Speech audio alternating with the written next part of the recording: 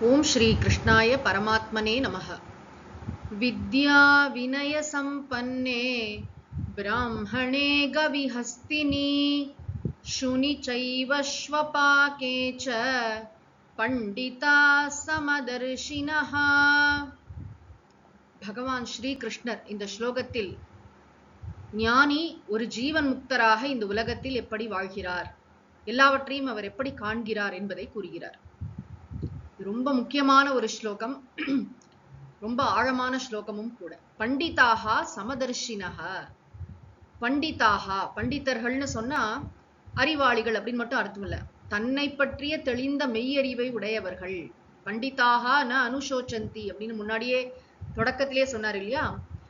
ஆத்ம ஞானத்தை உடையவர்கள் தான் இந்த கவலையை கடப்பார்கள், கவலைப்படுவதில்லை அப்படின்னு அவர்களை பற்றி சொன்னார். அந்த பண்டிதர்கள் சமதர்ஷினக, சமமான அறிவு பார்வையை உடையவர்களாக இருக்கிறார்கள்.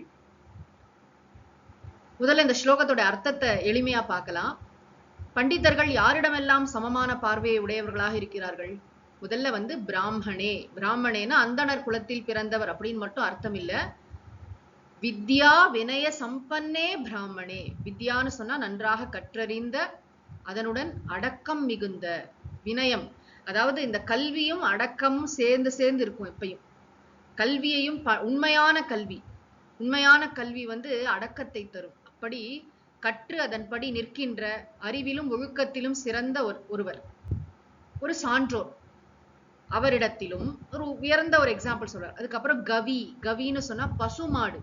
நம்ம பாக்குறோம் இல்லையா, பசுமாடு ரொம்ப புனிதமாக நம்ம கருதி வணங்கக்கூடியது.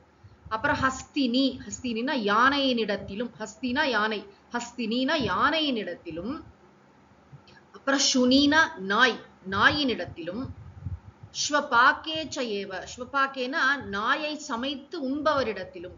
உலகத்துல பலவிதமான உயிரினங்களை சொல்கிறார். முதல்ல நன்கு கற்று அடக்கம் மிகுந்த அந்தணர், பசுமாடு, யானை, நாய், நாயை சமைத்து உண்பவர். இவர்கள் எல்லோரிடத்திலும் ஞானி சமமான மெய்ப்பொருளை காண்கிறார். சமதர்ஷினக. எப்படி சமமா பார்க்க முடியும்? இப்ப நம்ம பார்க்கும்போது எல்லாம் வேற வேறையா தானே தெரியுது. பசு வேற, யானை வேற, நாய் வேற, நாயை சமைத்து உண்பவர் வேறு, அந்தணர் வேறு. இந்த சமூகத்துல இருக்கிற ஏற்றத்தாழ்வுகள், இவ்வளவு வேற்றுமைகளுக்கு நடுவுல தானே நம்ம வாழ்ந்துட்டு இருக்கோம். அவர் எப்படி சமதர்ஷினக, சமமான பார்வையை உடையவராக இருப்பார் அப்படின்னு கேட்டா, இவர் எல்லாவற்றிலும் சமமாக ஒன்றாக இருக்கக்கூடிய மெய்ப்பொருளை காண்கிறார். ஏன்னா மெய்ப்பொருள் என்பது ஒன்று, ஏகம், சமம். அந்த மெய்ப்பொருள் எதனாலும் தீண்டப்படாததாக, தீண்டப்படாதுன்னா எதுவுமே அதை டச் பண்ண முடியாது. அஸ்பிருஷ்டம். ஆதிசங்கரர் அந்த வார்த்தையை சொல்கிறார்.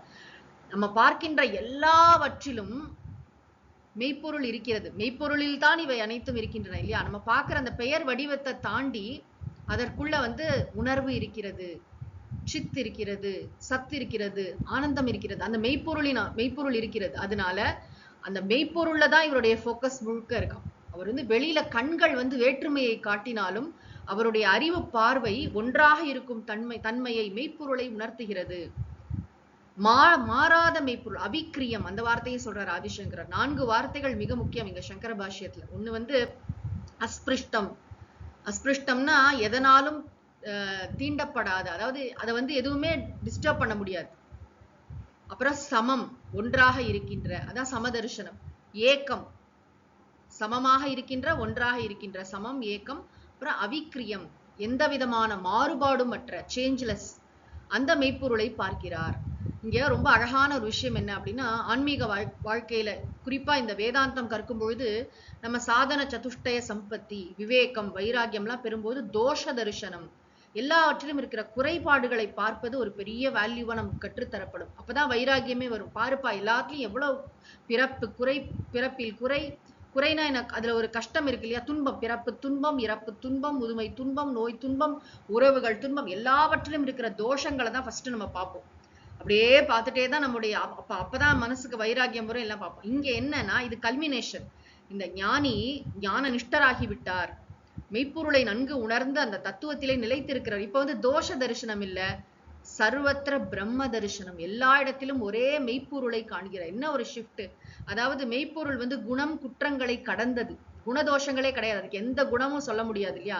நிர்குணம், நிர்தோஷம். அதை அடுத்து சொல்ல போறேன். ஆக அந்த குணங்களும் குற்றங்களும் இல்லாத அந்த மெய்ப்பொருளை, ஒன்றேயான மெய்ப்பொருளை பார்க்கிறது. முன்னாடி என்ன பார்த்தார்? எல்லாத்துலயும் அது ஒரு பெரிய வேல்யூவா ஆரம்பத்தை சொல்லுவோம். ஒன்னொன்லி இருக்கிற நிலையாமையை பார்ப்போம், ஒன்னொன்லி இருக்கிற குறைபாட்டை பார்ப்போம், அது ஆரம்பத்துல பார்ப்போம். இப்ப என்னன்னா குறையே கிடையாது. முன்னாடி ஆத்மா அனாத்மா என்று விவேகம் செய்து பிரித்து புரிந்து கொண்டோம். அனாத்மானா இந்த உலகத்துல இருக்கிற விஷயங்கள், என்னுடைய உடம்பு, உறவுகள், இதெல்லாம் அனாத்மா, இதெல்லாம் மித்தியான்னு சொல்றோம். அதே அனாத்மாவுக்குள்ள இருக்கிற சத்தியத்தை தரிசனம் பண்றோம். அது ஒன்றே ஆனது. அதான் சமதரிசன, சமமாக, ஒன்றாக, மாறாததாக, எதனாலும் தீண்டப்படாததாக. இந்த குறிப்பா இந்த ஸ்லோகத்துல இத்தனை உதாரணங்கள் பகவான் சொல்லியிருக்காரு இல்லையா? அதாவது அந்தணர், பசுமாடு, யானை, அதுக்கப்புறம் நாயை சமைத்து உண்பவர், அப்படி இதெல்லாம் எதை குறிக்கிறதுனா சத்வகுணம், தமோகுணம், ரஜோகுணம் இவற்றின் வெளிப்பாடுகள். ஒவ்வொருத்தையும் ஒரு குணம் மேலோங்கி இருக்கும் இல்லையா? நம்முடைய மனசுலேயே கூட ஒரு சமயம் சத்வகுணம் மேலோங்கி இருக்கும், தமோகுணம் மேலோங்கி இருக்கும், ரஜோகுணம் மேலோங்கி இருக்கும். அதனாலும் இவன் தன்னுடைய மனதின் தர்மங்களையும் பொருட்படுத்தாமல் இந்த ஞானி எப்படி தான் மெய்ப்பொருள் அகம் பிரம்மாஸ்மி என்று புரிந்து கொள்கிறாரோ, அனைத்தும் பரம்பொருளே, இருப்பது ஒரே ஒரு மெய்ப்பொருள் தான், பாக்கியெல்லாம் வெறும் மாய தோற்றங்கள்.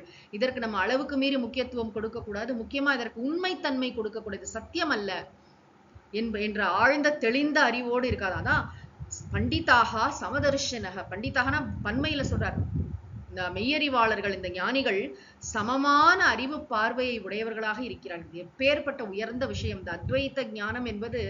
பாருங்க, வேற்றுமை நிறைந்த, எங்க பார்த்தாலும் இதற்கு நடுவுல ஒற்றுமைனா ஒன்றான பரம்பொருளை தரிசிக்க வைப்பது என்பது இந்த சாஸ்திரத்தினுடைய பகவான் ஸ்ரீ கிருஷ்ணருடைய பேரருள்.